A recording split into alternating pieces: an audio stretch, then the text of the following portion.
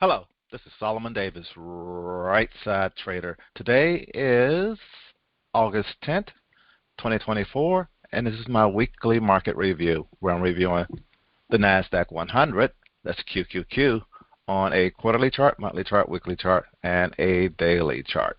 This is all for educational purposes only, no trade recommendation. As we all know, trading is risky. You can lose money at trading. So please check with your financial advisor. Please check with your significant other to make sure trading is something that is suitable for you.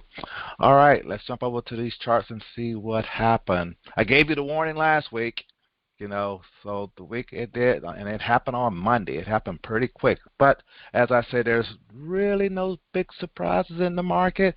The market does give you warnings. You just got to be aware of them. All right, let's maximize this quarterly chart and see what we see here.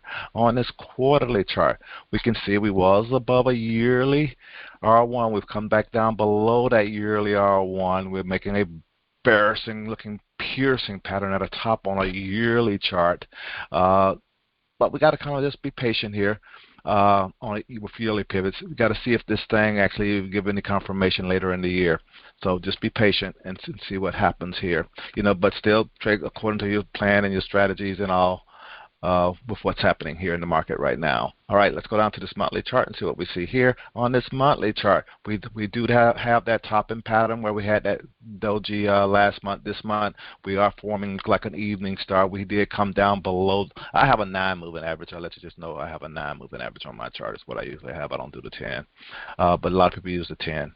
I always used the 9 even before I even heard about the 10.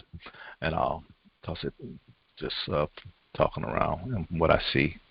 But as we can see, we did come back down below that like we was expecting that it could do and pull back up. But the thing is, right now we're below pivot. The thing is, can we fight back above pivot? I kind of expect us to do, since we started out this quarter above pivot.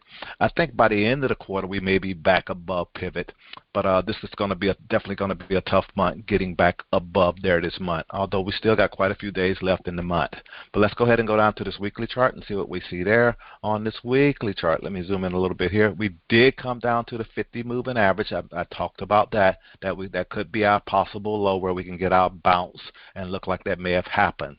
So that this week may have been our bottom, and on that Monday we did gap down quite a bit, and now we already pulled back up and closed that gap, and now just to see come next week, can we get that follow through candle back to the upside? But we did start off again this month. These are monthly pivots below pivot, so it's going to be a fight just to get back to pivot by the end of the month.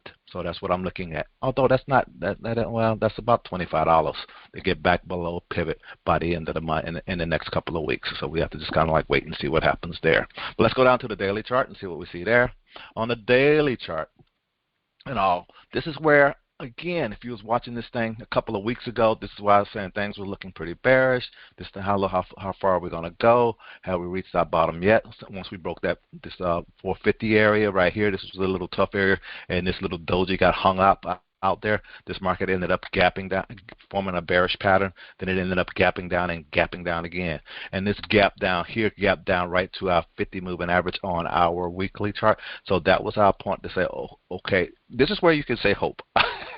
I hope this was the bottom, and we don't like saying hope at Right Side Trading, and it's kind of just where we expected to go, and I expected it at least to go down and maybe give a bounce off the 50 moving average, and if not, you just got to be very patient. Again, based on that was the place to actually, for me, for some of my strategies and all, to do some selling, and plus volatility was high as I don't know what in the market, and that's what I was trying to talking to another guy. I say when volatility is high in the market, that's when you want to sell options. You got to stop buying them, because your directional trades that you're trying to do, buying options, are not going to work out. They can still work, but they're not going to work out as well. That's all, and that's all I really want to share. Again, we're at a point where we are beginning to make some higher highs and trying to get some higher lows and stuff, and we are trying to see if we can trend back up. up. But is that just some profit taking and we're going to reverse back down? We just got to wait and see. We do have like a channel here. Some people who like drawing channels and stuff to the downside, and we're getting close to the top of that channel,